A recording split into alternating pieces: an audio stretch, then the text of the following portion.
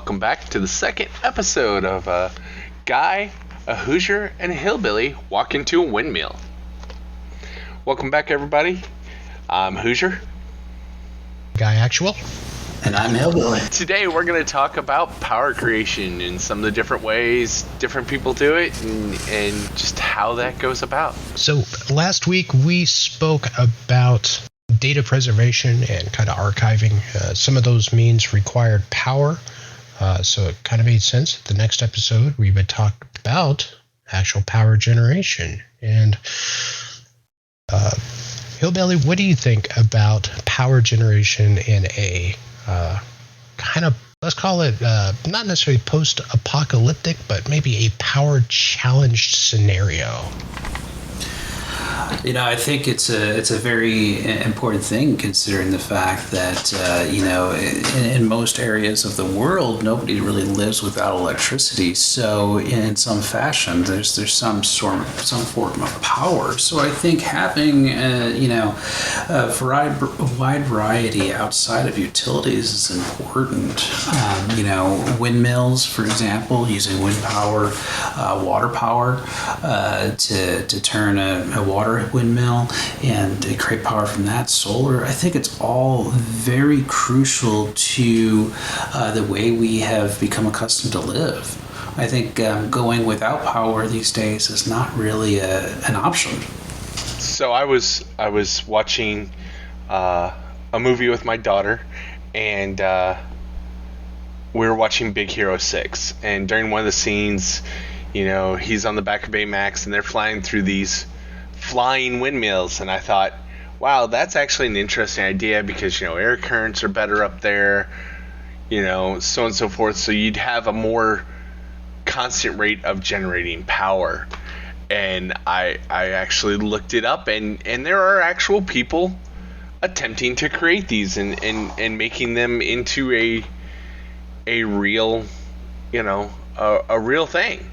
So, and if I remember correctly, those floated in the air in that movie, right? Yeah, they were floating in the air, and they had a cable that ran down to, from what I could see, it almost looked like to different houses. It wasn't, or different buildings. It wasn't, one for a block. It almost looked like it was one per building. And I just found that interesting. It is awesome. That seems like a really cool solution. How long have they been doing that? I saw an article from 2011 by MIT talking about companies trying to produce this, as far back as the early 2000s.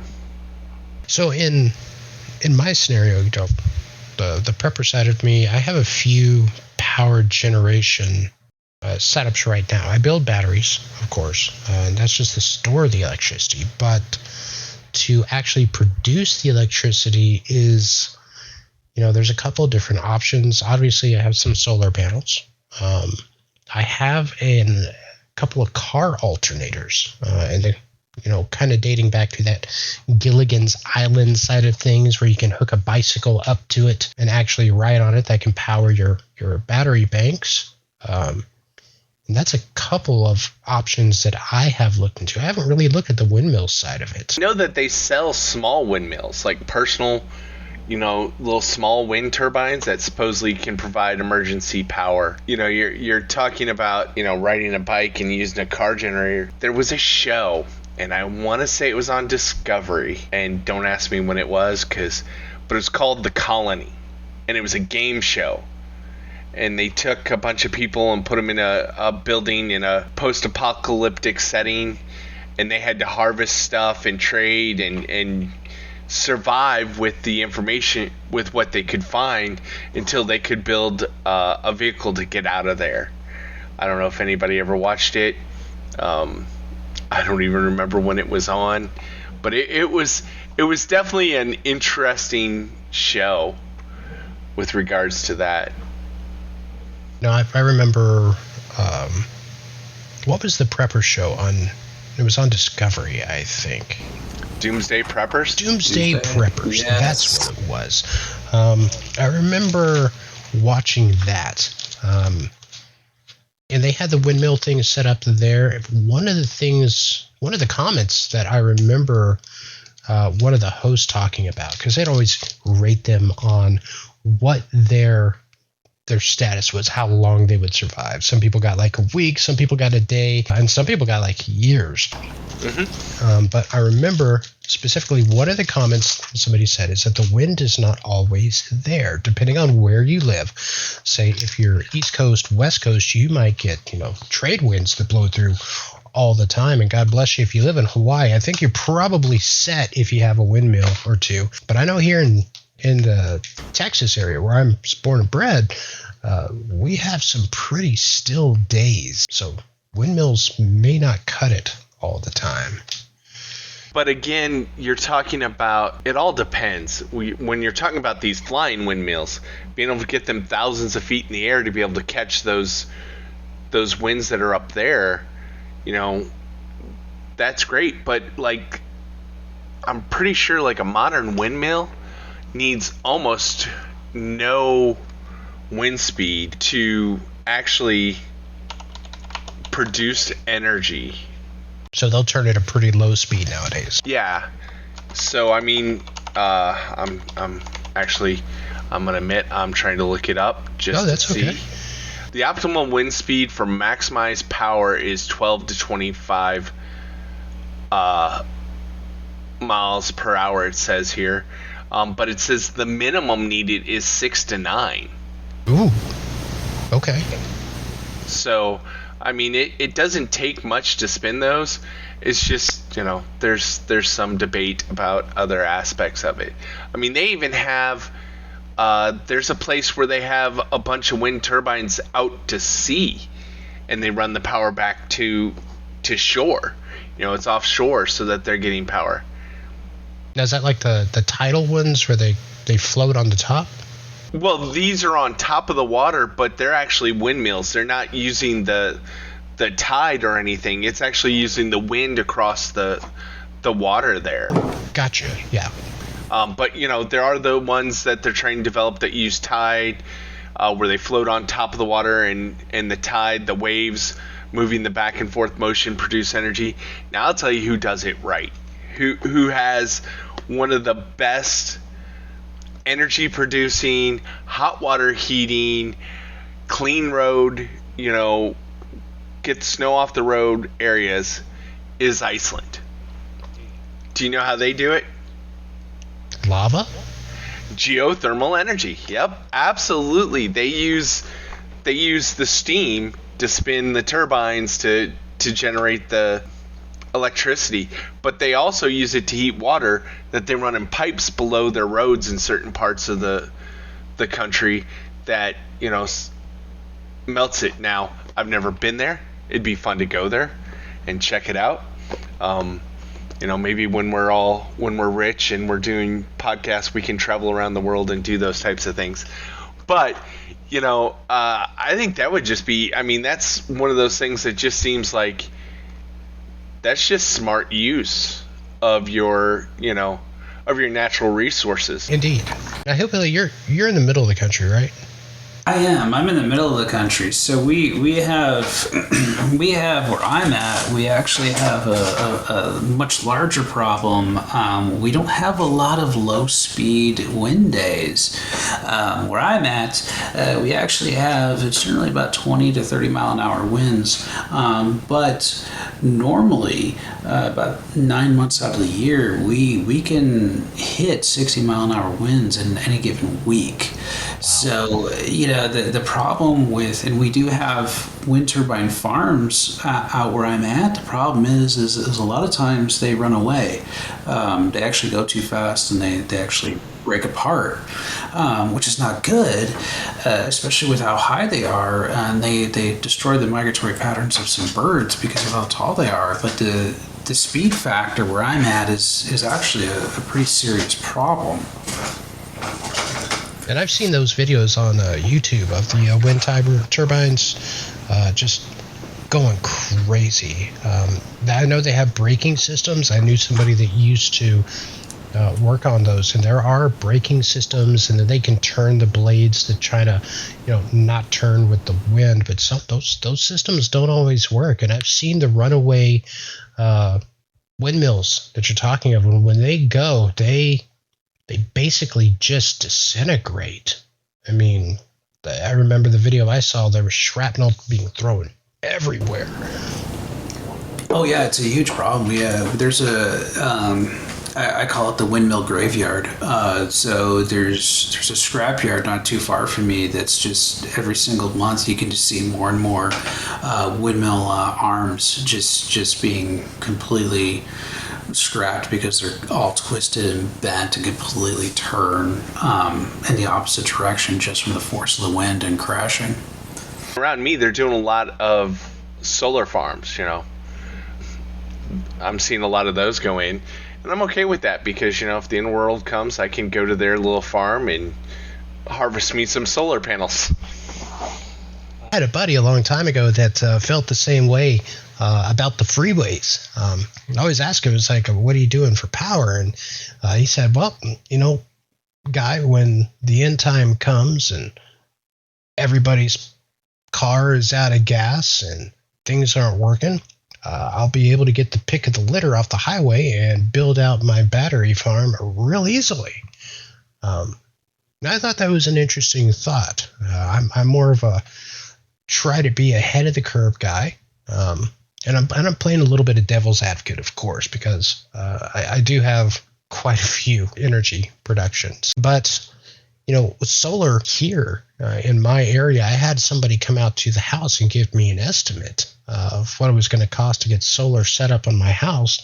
And I told them, if I want to be able to feed the batteries and I'd like to, produce on a daily basis minimum my current amount plus 20%. That way you can feed back out to the line, and I'm not, just pulling neutral. I want to be able to help out everybody else that's downstream if I can.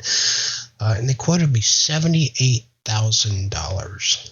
Yeah, and, I get those people that knock on my door, and there's a lot of issues with solar right now, right? The panels wearing out, stuff like that, and they're getting better, don't get me wrong.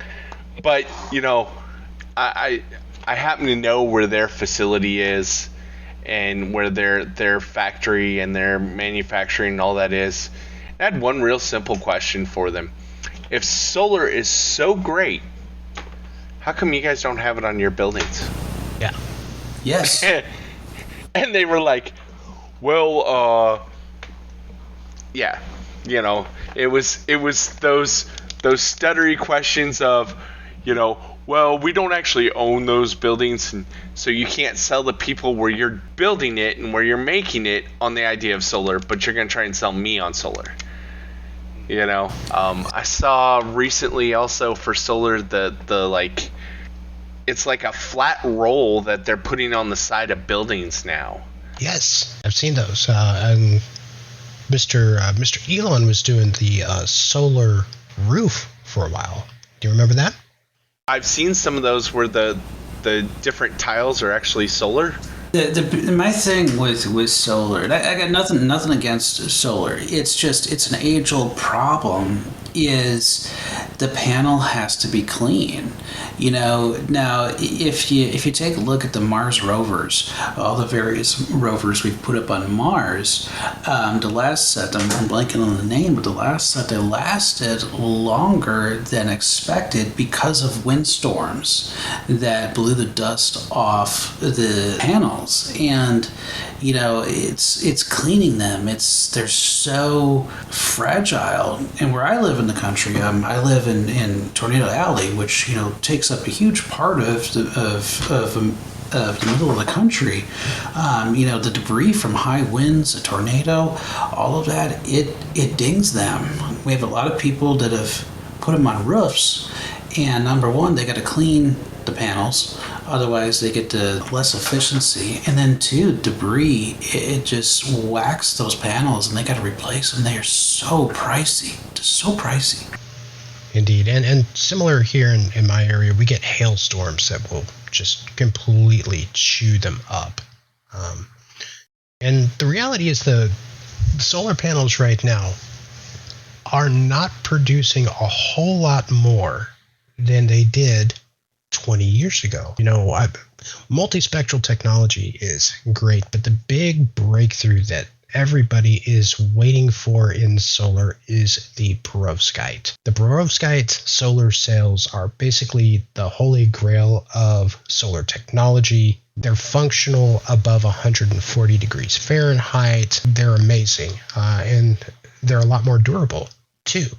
The rollout mat is a great option, but I have a couple of those, and they wear down actually pretty quickly. Solar panels break down over time, and then keeping them clean, like you said, that's brutal. If you put them up on your roof, boy, there's a whole big risk there, especially in a time where there may not be emergency services to come help you. If you get rolled off or fall off the top of the roof, that's not a good place to be, it seems like. Exactly. It's a cheap option. But for me, windmills, have always held a special place in my heart. They've been around for centuries.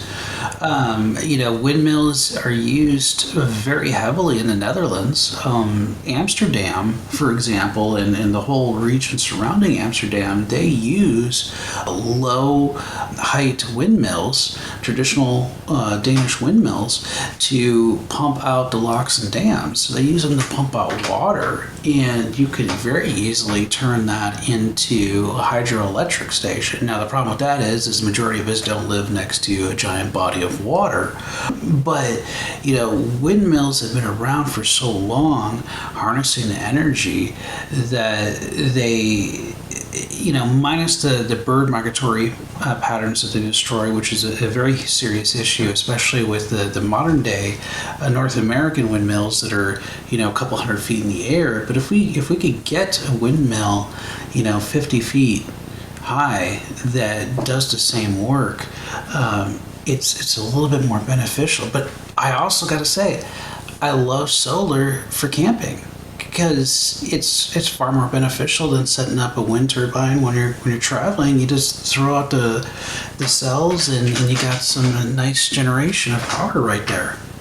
I totally agree with you, Hillbilly. I think those, there's definitely pros and cons, and there's definitely benefits to having personal generation, right? As I said, you can get like a small 800 watt wind turbine for like under $200. That's just a personal, would be great for those situations where you're camping or whatever. They're not all that big, and they have a use, right? It's just finding that use, and if that use is good for your area. So it sounds to me that much like the data archiving, probably the best solution for powering any apocalypse would be to layer your power resources. We haven't even really talked about combustion generators, right? So someone was telling me a great story. Actually, Hoosier, I think it was you. You were telling me the story about somebody that purchased a military generator? Yeah.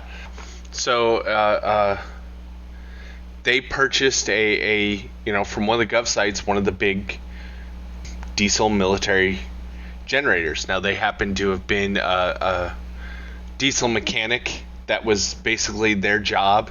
They were a mechanic in the Army when they were in, and they got out and they were building their backup, and they were able to actually get one of these huge diesel generators. Now, they've actually gone back and gotten another generator as a backup to a backup, because they already have propane at their location, and they have to have propane delivered, and they got that as an additional backup. The biggest issue with gas of any sort, any sort of fuel like that is, it goes bad. And if you run bad fuel through any sort of engine, it gives you issues. But yeah, they did that, and it was pretty interesting. I mean, that brings up a good point of, for like data archiving and all of that, as we were saying in our other episode, batteries versus combustion. Exactly. With batteries, is the traditional lead acid good? The gel, the gels, they're either no maintenance, but they're also very expensive. How do you store them safely so that they don't go bad, they don't leak any toxins out? And same with the fuel. How do you keep that, how do you preserve that fuel for long periods of time while keeping it in a leak-free container that is not susceptible to sun exposure or, threats of some kind of somebody losing control of their vehicle and crashing into it? Yeah, really the best options I've heard for fuel storage is and it's a bank breaker if you follow the EPA guidelines. If you are a off-grid apocalypse person, you don't always follow those EPA guidelines. I haven't done this yet, so EPA, don't come after me. But burying a fuel tank, 500-gallon, 1,000-gallon fuel tank, getting that underneath the ground is going to keep it a stable temperature. When they're designed to be able to pump out water collection, because the water goes down to the bottom. You can purge them or have a bilge pump, basically just like on a boat, that's going to remove that excess water that may be accumulating. And that's really the best solution I have found, or I have heard of thus far. And then the next thing is to keep it inside of a covered shed that would keep it above ground. You're going to be variant on the ambient temperature, of course, and then the shade will at least block the sun out for it. And you have to stabilize that fuel over time using stabilizer, otherwise it'll go bad even faster. Agreed. And that brings up a good point about storage in various locations. My wife and I, we went four-wheeling out in the desert up by Vegas, and while we were out there was an explosion and a house fire. And the house fire was caused by a 5-gallon gas tank that was in a shed, and the shed got so hot from the sun exposure, this is the middle of the summer in the desert, that it combusted. So, you bring up a good point about burying it. But, for anybody listening, you absolutely have to follow proper guidelines and guidance and talk to your local EPA and all of that. And it's not a cheap solution by any means. It's going to take thousands of dollars to get that buried, just in equipment rental. Yeah, and what do you do when the fuel runs out? That's the ultimate question when it comes to combustion versus what we call renewable energy is what do you do when that fuel runs out? Are you going to be able to refuel it? But the same can be said about a battery. Are you going to get a battery that lasts 100 years? That's true. Battery technology that I use right now is the LiPo 4. They're much less likely to catch on fire like the lithium ions. They have a much larger recharge. So you can recharge them 2,000 times before they hit that 80% mark versus lithium ion, which is going to start winding down after about 600 charges. And, the LiPo 4 is now becoming even further technology because it is being shadowed by the lithium titanium battery, which has an absurd 15,000 times recharges. They take up more space. They're not as energy dense, of course, neither is LiPo 4. So they take up more space, but those batteries are going to last you a lot longer than a lot of other solutions, such as, we were talking about earlier, the lead acid batteries or the gels. So, yeah, I always thought if I had the money and I was building a bug out location, I would really want a good flowing water source and then going back to using a water wheel with basically an alternator and creating power that way, because I just think that's your cleanest solution. And rebuilding an alternator, if you have the right parts, is not very hard, but also finding another alternator, if you're just using like an off-the-shelf alternator, would probably be pretty easy.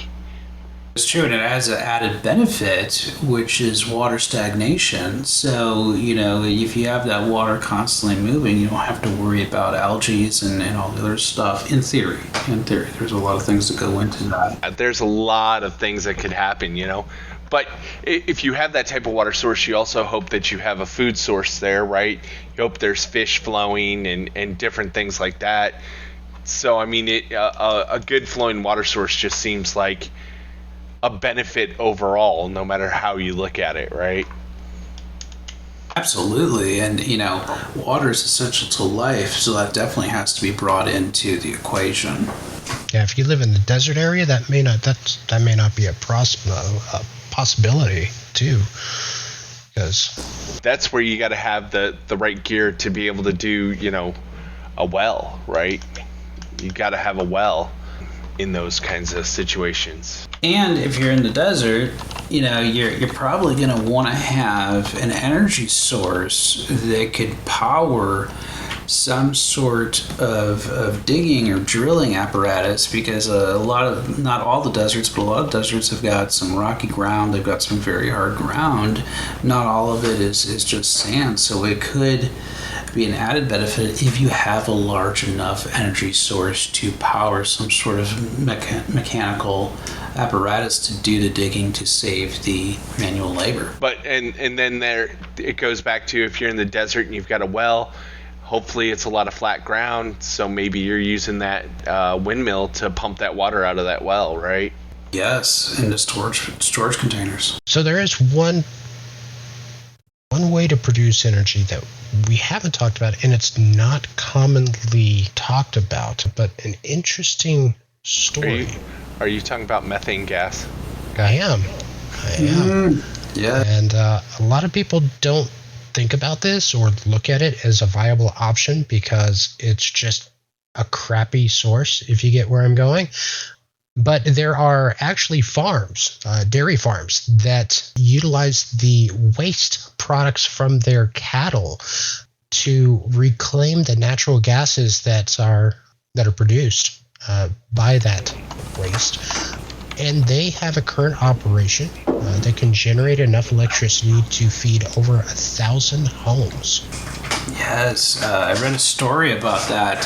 Some dairy farmers, I believe, don't quote me on this, but I believe it was in Wisconsin. There were some dairy farmers that one of the ways that they saved their farms was actually doing the methane gas route. The methane gas route has a lot of, if you can handle where it comes from, it has a lot of positives, but it also can be a little bit dangerous if you don't have vents set up properly. But it is an absolute viable source of energy, and it produces a lot of energy, a lot. And it's a source that will continue to give, yeah, and it's going to keep being produced. That waste comes not only from cattle, but everything else around. Just a matter of having the stomach for it, or the nose for it, if you will. You guys remember, I believe it was in the 70s, it might have been the 60s, I don't remember, the whole biosphere, the Earth and Home trend? Yeah. Anybody remember what they used for energy? I know they used the Earth, but I swear they did something for energy. I'm pretty sure they used solar and others, because I believe they set up in the desert areas, very arid areas for those simulation, the old biospheres. Yes, that's right. They had the domes on the top. Yes. Okay. I mean, if we're talking about energy and we want to, talk about some interesting theories, we can talk about cold fusion. I mean, yeah. They've been trying to do that for years. They still haven't got it down, right? one of my favorite movies, Chain Reaction. Remember, they're burning the hydrogen, right? In that, Indeed. from splitting the water cell, and then there's things like that people talk about. No one's been able to do it yet, but hopefully people haven't given up on it, on these Hopefully. alternate sources, like other things in this world that we've given up on. Hopefully, funny. because Go ahead. there's so many good options. I mean, nuclear, in theory, was a good option. It's the toxic waste, though, that's the problem. That and the fact it takes 10 years to build a nuclear plant, and there's a lot that goes into it, a lot of planning. But that toxic waste is a huge byproduct of why we've as a world tried to turn away from it. So France really has it down when it comes to nuclear energy.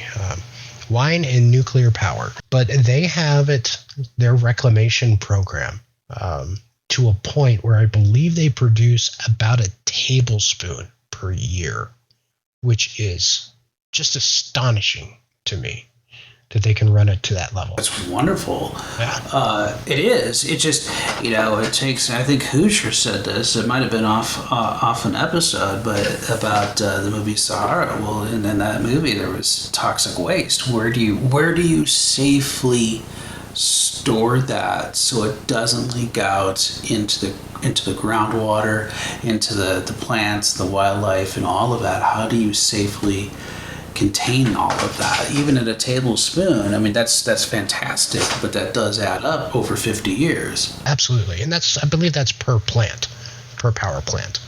So Yeah, you start talking about some of that stuff, and there's always the thought of, well, why can't we just launch it into the sun? Well, do you know how much it takes to get a spaceship off the surface? It's one of those things. Once you get it up there, you give it enough initial push and it'll go on its own. But then you're also having to figure out, well, the rotation of the other planets, and we want to make sure it hits the sun and not one of these other planets, right? And things like that. Really, there are things that we want to do when it comes to disposing of stuff, and when it comes to just travel and even mining the asteroids and stuff like that. We really need a space elevator to do all that. indeed. And that's just another thing that it's going to take someone to actually put the money into it and actually build one before we can really cost effective launch spaceships. We have a space elevator, right? It goes all the way up into space, and we can build things in space without having to get them off the ground using the fossil fuels or anything else. It's going to significantly reduce. But then for space exploration, we go back to one of the main things that we were talking about earlier, water.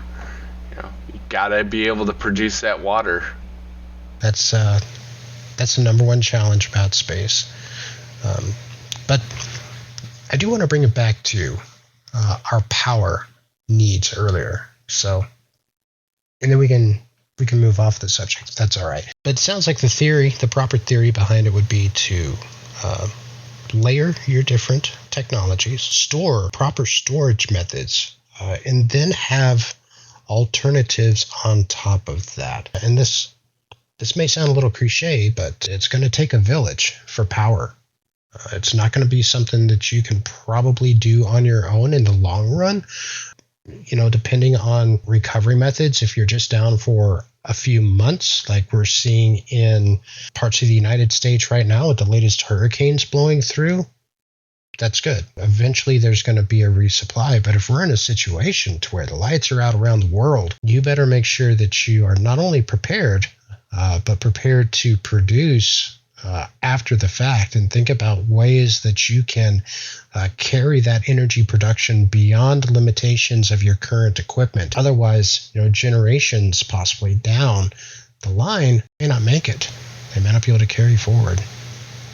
I completely agree, and to add to that, this goes back to our inaugural episode. You got to document. You can't keep it in your head. You got to document it for the family, the friends, the future generations, so that it doesn't become a lost art, and others can pick up and hopefully improve upon your design and make it even better and that much more efficient. You brought up a good point about the hurricanes. They are a horrible part of certain parts of the world, and so are tsunamis and everything else. And so if we could find a way to help in those situations, it would help us all. Yeah, and not just that, tornadoes take out power, snowstorms, all sorts of places where being able to have a quick, reliable emergency power source is really needed. People go through ice storms and lose power. Their houses freeze because they've got no way to heat them now. There's no wood-burning stove in most places, or wood-burning fireplace in most places anymore. And especially places that aren't used to getting it all the time. And in a world that frowns upon different types of energy production at current, that may limit us in the near future on what we have available to us to utilize. Agreed. I mean, and steam engines, locomotives, steam trains, they were very popular. And, that was a coal or wood burning furnace. And, you'd heat it up and it turned into steam. The problem with it is it's so dangerous, which is why the world got away from it, because an improperly maintained boiler can explode. And so with each one of these ideas, you have to think of the safety factor and learn from the history, which is why it's so important to make sure that you have those history books, so that detailed information as to why we moved away from certain things documented, and that knowledge spoken through the generations. True. Very true, very true. So, going back to the cold fusion thing, the movie that I think of the most when it comes to cold fusion is The Saint. The Saint, yes. Yes. Yep. Great movie. Val Kilmer. One of his best, I think. His absolute best. I don't know. I mean, he had a lot of... Yeah, Heat. Heat was very good. He was really good in Heat, I thought. Well, I loved him in Tombstone. Yeah? Oh, yes. And you can't forget that he played Jim Morrison in The Doors. Oh, he was great too. He was very underrated in Thunderheart.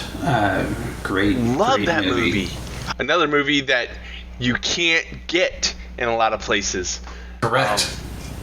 Which drives me. Pump Up the Volume, Undercover Blues, movies that I want to watch and you can't because there's some, reason, which I don't know. And if anybody knows, drop it in the comments. Why is Undercover Blues not available on any streaming platform? Why is Pump Up the Volume not available on any streaming platform? I want to know why those are. And maybe it's just here in the U.S., but I would love to know why those are not, why those are not available. So I've ran into that issue a lot. So I'll fully admit I'm super old school. I still have a VCR, still got VHS tapes, and I still buy DVDs when I cannot find the movies or TV shows streaming. A bunch of DVDs. I just don't have the player anymore. I don't have a DVD player anymore. I probably need to pick one up so I can watch some of my old movies. Oh, and by the way, we were sitting here talking about Val Kilmer movies. Real Genius. Yes. Yes. Secret. Oh, good. And remember, he was in Willow. Yep. He was in Young Guns, wasn't he? Was he in Young Guns? Was he in Young Guns? I thought he was in Young Guns, or maybe I'm thinking of Billy the Kid. I was gonna say that was. He played Billy the Kid in a movie called Billy the Kid. Oh, Yeah, Young Guns was Emilio. Emilio, that's right. and what was his name? It was a bunch of them, right? There was a bunch of them in those movies. Oh, Charlie Sheen. Charlie Sheen was in it. Lou Diamond Phillips. That's the guy I was trying to think of. Good job. But yeah, lots of good things there. You know, I miss But yeah, some of those old the Cold movies. Fusion, the Saint, yeah, absolutely. Oh yeah, one of my all-time favorites. You know, I you have to brought watch that. up a good point. You know, Hoosier, that energy production has been talked about in many different movies. I mean, you can get a lot of ideas from Hollywood, just from all that stuff. I mean, The Saint, the whole premise behind that about monetizing it and taking control of it and having one person, one government in charge of the electricity and all the power. It's a huge deal. It's a huge factor. There's big money in taking control of power production. Yeah, if you can get cheap, reliable energy, where it's constant, yeah, you would destroy just about everything. I mean, it would just take over. Whoever did that, it'd be like finding the cure for cancer, right? Whoever finds that, or how to, elongate the male anatomy for people, make it bigger. Whoever discovers those things is going to be rich and known for the rest of their life. Hey, the movie Medicine Man with Sean Connery, he found the cure for cancer. It was the ants. And they killed it, yeah. Yes. They burnt it down. I love that movie. Another great movie. Sorry. I own that one. I went from DVDs to Vudu, which is now Fandango, because it's just so much easier to just pull up the app and watch my movies. I mean, I've got probably close to 1,000 movies. Wow, that's a good collection. And that's not including TV series, so.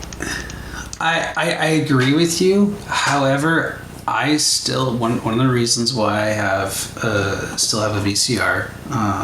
It's a dual head VCR, and one of the reasons why I still have it is because I still have the original Star Wars trilogy in THX on VHS. So it was New Hope, Empire, and Return with the THX surround sound. And in it has the interview, the full interview. It's got full 2 hour freaking long interview with the cast and crew. And all I can say about the old version is that Han shot first.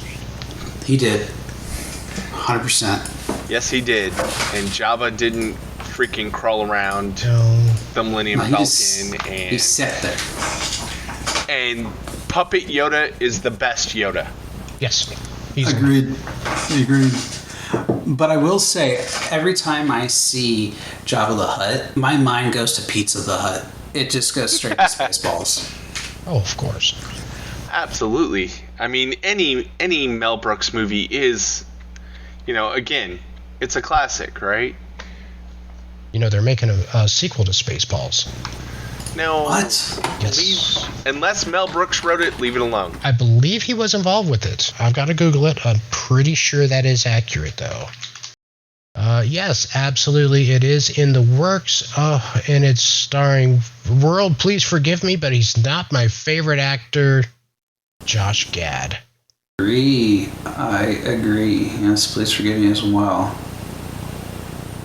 You know who I think would have been great? Matt Smith. Matt Smith would have been great in it.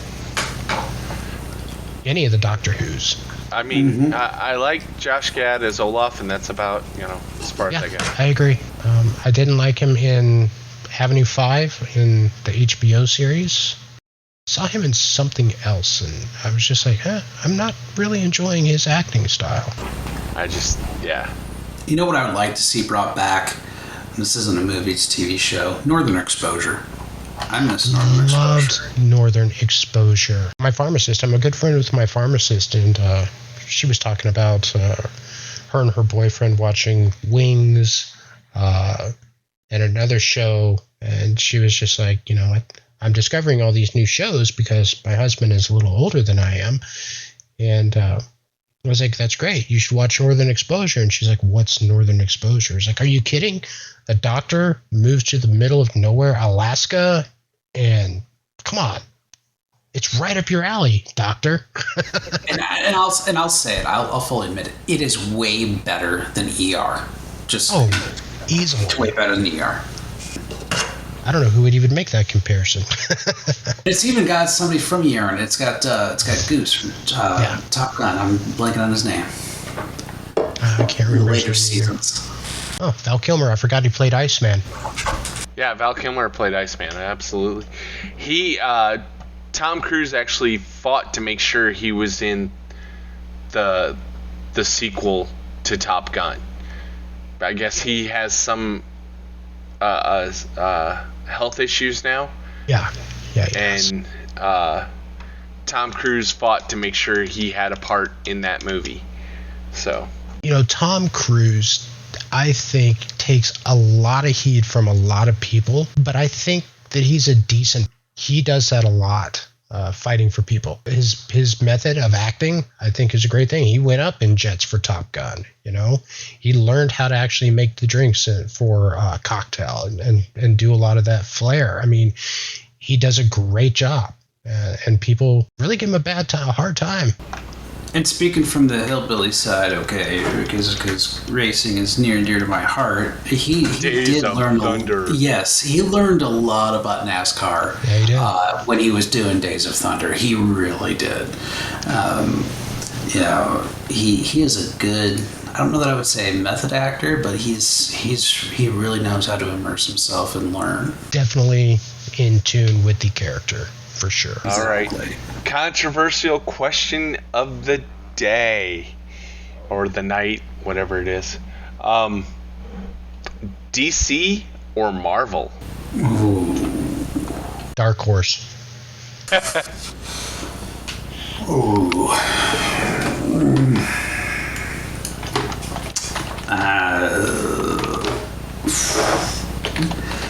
Oh, come on now. Just make a commitment.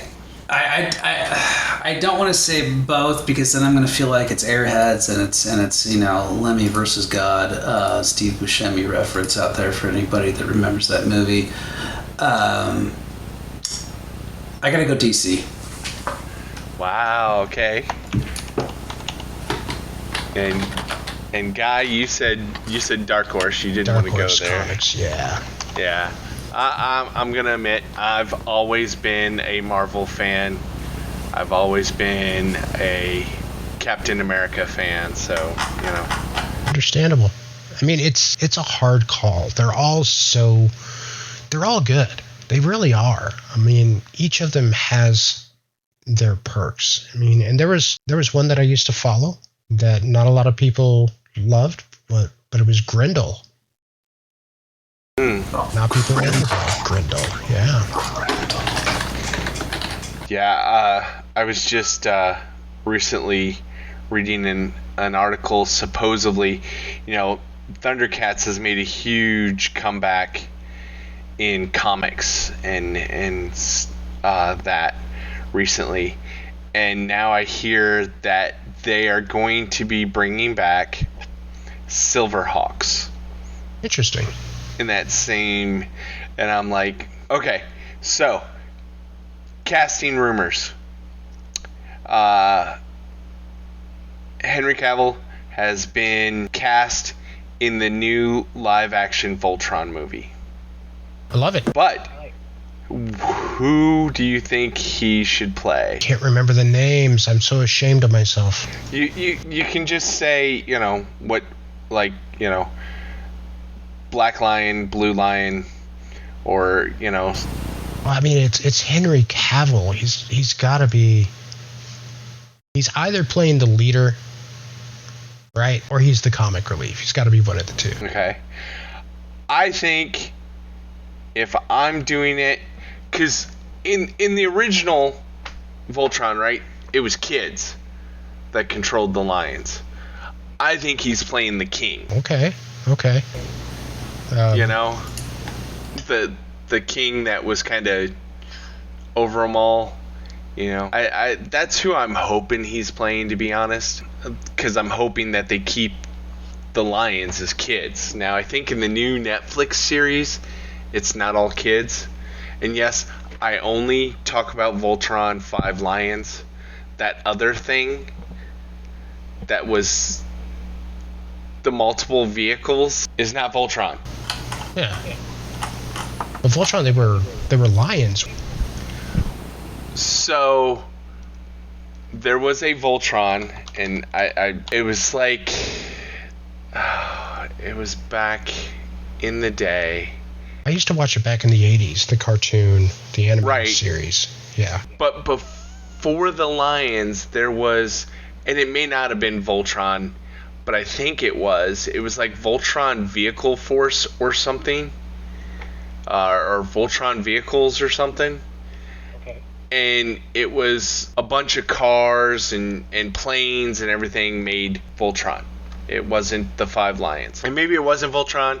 Anybody out there that wants to correct me, feel free.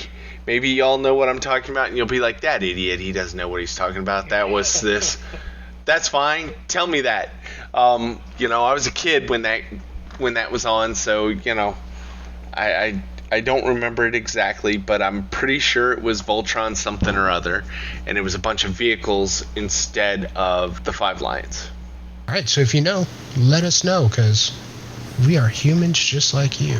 I want to jump back to Henry Cavill, because I've really enjoyed just about everything he's been in. Loved him as Superman. Loved him as The Witcher. I mean, it pained me to see him leave that project. And he's in my favorite video game. He's going to be playing a part on the Star Citizen game that's coming out, Squadron 42. And he's one of the actors that's in it. And there's a lot of actors. Gary Oldman's going to be in it. Gillian Anderson, several others. I mean, big names. I don't know if anybody caught this on Netflix, but the Enola Holmes series, where he played Sherlock Holmes. He was great. I thought he did really good there. Yep. I thought so. You know, the breakout hit of the year, Deadpool and Wolverine. You know, his part in that was great. I don't want to spoil it for anybody. Nope. Yeah, I haven't seen it. Shame on me. Yeah, shame on you. You absolutely. I still haven't seen it. It's out on Vudu. You can just buy it and watch it at home. Now I'm gonna buy it tonight. But yeah, you know, he's got a lot of different roles that he plays, and I think he does it well. You know, in most of them.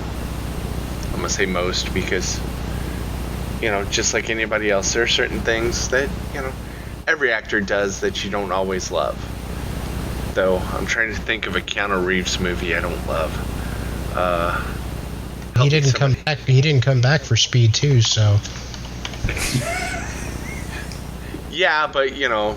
He's always made pretty good decisions in his stuff. Keanu is just.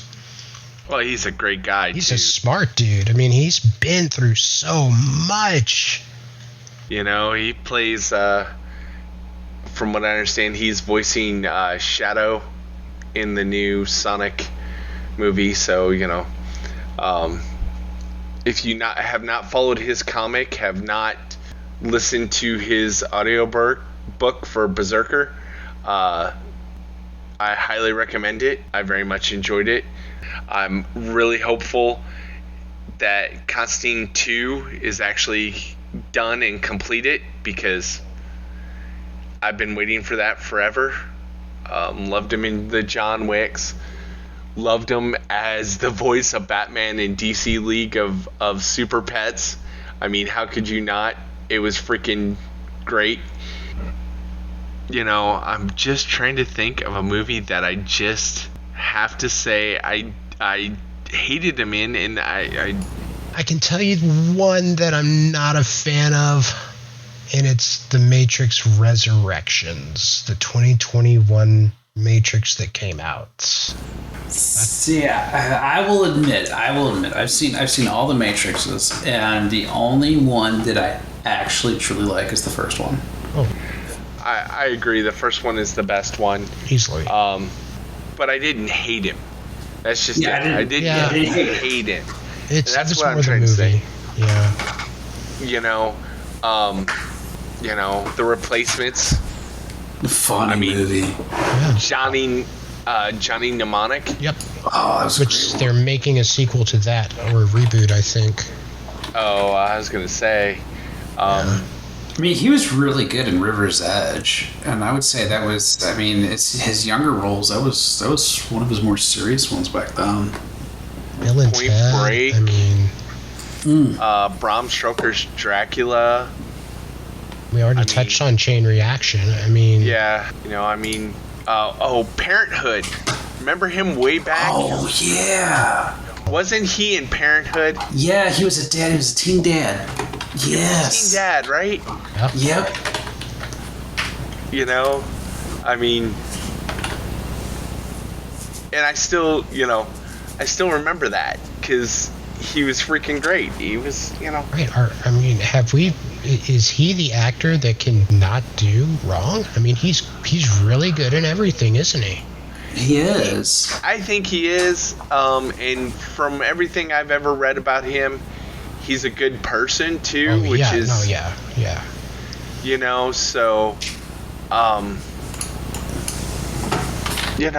I'm just waiting. I'm waiting. He got an award recently for doing a whole bunch of stuff. What was the award he got at Comic-Con?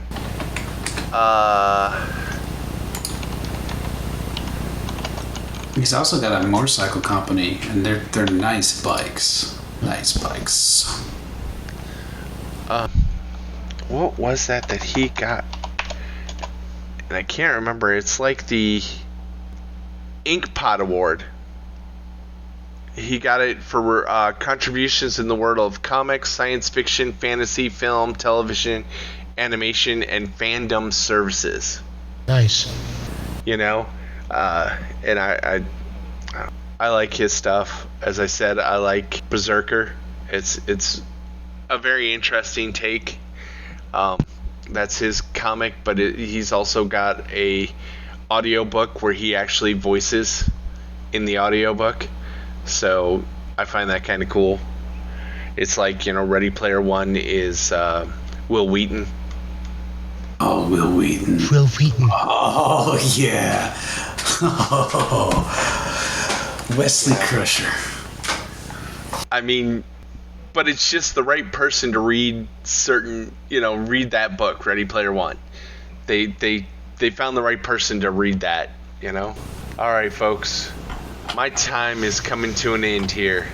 So I've got one last thing I wanted to comment on. You were asking about why those movies could not be found on any streaming services, and I might have an answer. This may be homework for us, but there were some movies that I wanted to stream, one of which was Dogma. I couldn't find Dogma, and I still don't think you can find Dogma anywhere to stream. One of my favorite Kevin Smith movies.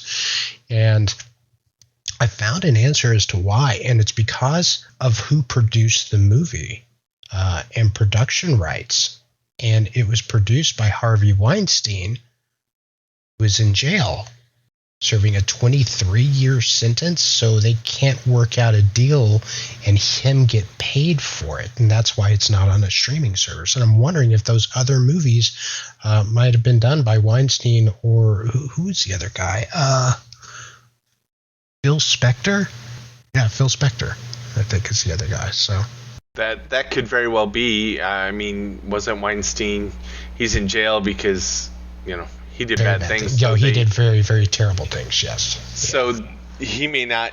Part of his part of it too is he may not be able to make money on those anymore, and so until he either signs away those rights or passes on,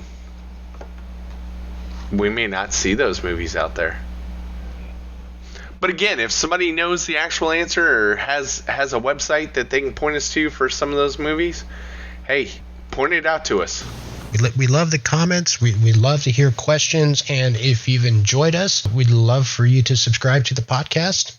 We'd love to hear those suggestions on topics. Sounds like we've discussed some things that may be coming up in next episodes. So from all of us here, I'm Guy Actual saying good night. Gentlemen. I'm Hillbilly saying goodnight. We'll get this down yet, folks. Just give us time. This is only our second episode. We're still trying to figure this out. So This is a very raw show, so we are unscripted. So thanks, everybody. Have a great